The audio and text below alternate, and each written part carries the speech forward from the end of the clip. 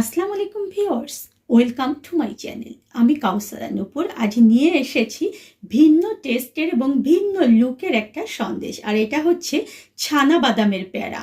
আর সবচেয়ে মজার ব্যাপার হচ্ছে আমি কিন্তু আজকে এই প্যারাটা তৈরি করেছি নষ্ট হওয়া দুধের ছানা থেকে। নষ্ট হওয়া দুধের ছানা দিয়েও যে কিভাবে খুব সুন্দরভাবে সুন্দর একটা জিনিস তৈরি করে সেটাকে পরিবেশন করা যায় টেবিলে, আর সেটা দেখতে যেমন সুন্দর খেতেও তেমনি মজাদার।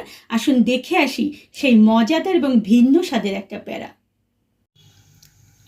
চুলায় আমি একটা কড়াই নিয়েছি। এখন এর মধ্যে আমি দিয়ে দেব 1 কাপ পরিমাণ খেজুরের গুড়। আজকে আমি এখানে নরম খেজুরের গুড়টা ব্যবহার করেছি। আপনাদের যাদের কাছে নরম এরকম ঝোলা খেজুরের গুড় বা নলেন খেজুরের গুড় নেই, তারা কিন্তু আপনারা দেখা যায় যে শক্ত যে গুড়গুলো রয়েছে, পাটালিগুলো রয়েছে, সেগুলো আপনারা ভেঙে এরকম চুলোর উপরে কড়াইয়ে দিলে কিন্তু সেটা দেখা যায় আঁচে এরকম তরল হয়ে যাবে। তখন আপনারা এখানে ছানা ব্যবহার করবেন। আর যেহেতু আজকে আমার এটা ফেটে যাওয়া দুধের ছানা, তাই এটা কিন্তু আমি দুধটাকে জাস্ট একটু পাতলা কাপড়ে পানিটা ঝরিয়ে নিয়ে তারপরে সেখানে এসেছি। আর এই ছানাটা দিয়ে দেখুন যে আমি কত মজাদার একটা সন্দেশ তৈরি করব। ছানাটা আমি এখানে দিয়ে দিয়েছি। আমার আজকে এখানে 2 কেজি দুধের ছানা, 2 কেজি দুধ নষ্ট হয়ে গিয়েছিল, সেই দুধ থেকে কিন্তু আমি এই ছানাটা করে নিয়েছি। এর মধ্যে আমি আরও কিছু ইনগ্রিডিয়েন্টস যোগ করব এবং এই সন্দেশটা কিন্তু খুবই মজাদার একটা সন্দেশ। আমি 1 কাপ পরিমাণ চীনা বাদাম জাস্ট কড়াইয়ে একটু রোস্ট করে নিয়েছি। নিয়ে এটা জাস্ট অল্প একটু ছাল যতটুকু তোলা যায় ততটুকু আমি তুলে নিয়েছি। এটাকে আমি ব্লেন্ডারে কিছুটা গুঁড়ো করে নেব। আর তাই দেখুন যে একটা ব্লেন্ডারের মধ্যে আমি এটা দিয়ে দিচ্ছি এবং এটাকে আমি একটু গুঁড়া করে নেব। এখন কিন্তু চুলার আঁচটাকে আমি একেবারে লো করে রেখেছি যাতে করে এটা আমার একদম পুড়ে না যায়। আর এর ফাঁকে আমি আসুন যে এই বাদামগুলোকে গুঁড়া করে আসি। বাদামটা গুঁড়া করে ফিরে এলাম। এখন এই বাদামের গুঁড়াটা দেখুন যে আমি এর মধ্যে দিয়ে দিচ্ছি। যাদের বাড়িতে দুধটা ফেটে যায় তাদের জন্য কিন্তু এটা বিশাল একটা ব্যাপার, কারণ অতগুলো দুধের ছানা ফেলে দেওয়াটা খুব কষ্টের ব্যাপার।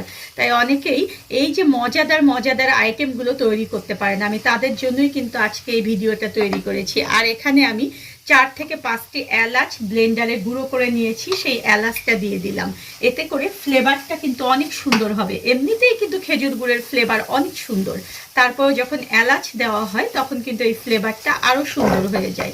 এরকম লো ফ্লেমে এটাকে আমি 2 থেকে 3 মিনিট একটু নেড়ে চেড়ে নেব। 2 মিনিট ধরে দেখুন যে অল্প আঁচে আমি এগুলোকে খুব সুন্দরভাবে মিলিয়ে দিয়েছি। এখন 3 টেবিল চামচ পরিমাণ গুঁড়ো দুধ নিয়েছি আমি, আর সেখান থেকে 1 টেবিল চামচ করে করে আমি এভাবে করে দেব এবং এগুলোকে মিলাতে থাকবো। এতে করে খুব সুন্দরভাবে এই ছানাটা যেমন একটা বাইন্ডিংয়ের কাজ করবে ছানায় এই সন্দেশটা তৈরি করতে, আবার তেমনি কিন্তু এর টেস্টটাও অনেক বেশি হবে। এভাবে আবার 1 টেবিল চামচ আমি দিচ্ছি, দিয়ে আবার এটাকে আমি মিলিয়ে দিচ্ছি, দিয়ে পুরোটাই আমি মিলিয়ে দেবো। পুরো গুঁড়ো দুধটা দিয়েই দেখুন যে আমি ভালো মতো মিলিয়ে নিয়েছি। এখন চুলোর আঁচটা কিন্তু আমার এরকম কমানোই থাকবে। এই অবস্থায় এসে এটাকে নেড়ে চেড়ে আমি একেবারে গা মাখা করে নেব। আর দেখুন আমি কিন্তু এখানে কোনো ঘি বা তেল বা বাটার ব্যবহার করিনি। নষ্ট হওয়া যে ছানাটা, দুধের যে ছানাটা বের হয় ওটা থেকে কিন্তু এমনিতেই অনেক পরিমাণে তেল থাকে।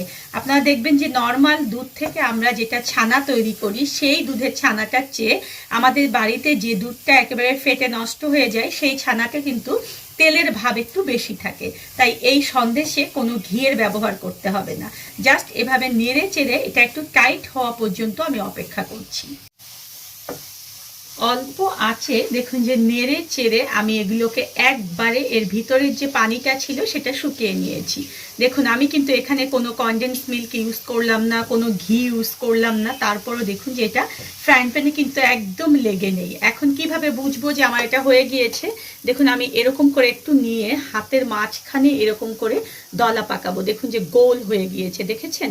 তার মানে বুঝতে হবে যে আমার এটা একদম হয়ে গিয়েছে। এখন এই গরম অবস্থায় কিন্তু আমি এটাকে প্যারা তৈরি করব না, আমি এটাকে একটু ঠান্ডা করতে দেবো, ঠিক যতটুকু ঠান্ডা আমার হাতে সহ্য করতে পারবে। এর মধ্যে কিন্তু আমার আরেকটা কাজ রয়েছে। কাজটা হচ্ছে দেখুন যে আমি ব্লেন্ডারের জাগে কিছু বাদাম নিয়ে নিয়েছি আর 1 টুকরো মাওয়া নিয়েছি। আমার চ্যানেলে দেখবেন যে মাওয়া কিভাবে তৈরি করে সংরক্ষণ করতে হয় তার কিন্তু একটা ভিডিও রয়েছে। আর এখানে আমি 2 ফোঁটা দিয়ে দেব শুধুমাত্র সবুজ কালার, এটা ফুড কালার, আপনারা চাইলে এটা ইউজ করতে পারেন, আবার না চাইলে না করতে পারেন, তবে এটা দিলে কিন্তু খুব সুন্দর দেখা যাবে। আমি যে গার্নিশ করব এটা দিয়ে, এটা দিলে খুব সুন্দর দেখা যাবে। এখন ব্লেন্ডারের জারটা বন্ধ করে দিয়ে এটাকে আমি ব্লেন্ড করে তারপরে ফিরে আসি। দেখুন কি সুন্দর একটা কালার চলে এসেছে। আমার এটা কিন্তু একেবারে খুব সুন্দরভাবে গুঁড়ো করে নেওয়া শেষ। এখন চলুন আমরা চলে যাই প্যারাগুলো তৈরি করতে।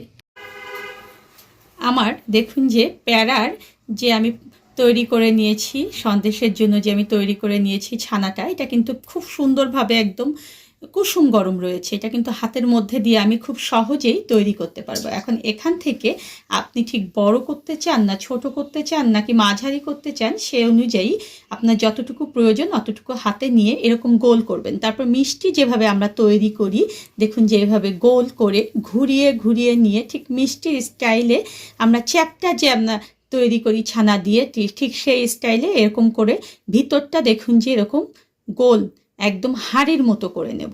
নিয়ে আমি যে বাদামটা খুব সুন্দরভাবে ব্লেন্ড করেছিলাম, সেই বাদামটার পুর এভাবে এর মধ্যে দিয়ে দিচ্ছি। আর কিছুটা চেরি দিয়ে আমি এটাকে সুন্দর মতো সাজিয়ে দিচ্ছি। এটা কিন্তু দেখতে অসম্ভব কালারফুল এবং সুন্দর। আর টেস্টের কথা তো আপনারা না খেলে আসলে বুঝবেন না। দেখুন আপনি এভাবে করে আবার আমি দেখাচ্ছি, ঠিক আমার যতটুকু প্রয়োজন অতটুকু এভাবে নিয়ে নিচ্ছি। নিয়ে হাতের মাঝখানে মিষ্টি যেভাবে তৈরি করে ঠিক সেইভাবে গোল করে আমি এটাকে তৈরি করছি। এবং হাড়ের মতো এই দেখুন মাঝখানটায় আমি একটু গর্ত করে নিচ্ছি। বাদামের যে পুরটা মাওয়া এবং বাদামের, ঠিক সেটা আমি এর মধ্যে দিয়ে দিচ্ছি। এটা আপনারা ঠিক আপনাদের যতটুকু প্রয়োজন, আপনাদের এই যে হাঁড়িটা যতটুকু পূরণ হতে প্রয়োজন ততটুকু দেবেন। দিয়ে ঠিক একটা চেরির টুকরো দিয়ে আমি এটাকে সাজিয়ে দিচ্ছি। দেখেছেন কতটা সুন্দর লাগছে? ঠিক এইভাবে করে আমি সবগুলো বানিয়ে নেব। দেখুন সবগুলো প্যারা কিন্তু আমি বানিয়ে নিয়েছি। আর এই প্যারা সন্দেশটা কিন্তু সম্পূর্ণ ভিন্ন স্টাইলের, ভিন্ন টেস্টের এবং ভিন্ন লুকের। দেখেছেন আপনারা কত সুন্দর লাগছে এগুলো দেখতে। আর অবশ্যই আপনারা আমার এই রেসিপি দেখে ট্রাই করবেন ঘরে, খুব সহজে এই মজাদার টেস্টটা নিতে। ধন্যবাদ সবাইকে আমার সঙ্গে থাকার জন্য। আর আমার পরবর্তীতে আরও নতুন কোনো ভিডিও পেতে হলে প্লিজ আমার চ্যানেলটা সাবস্ক্রাইব করবেন।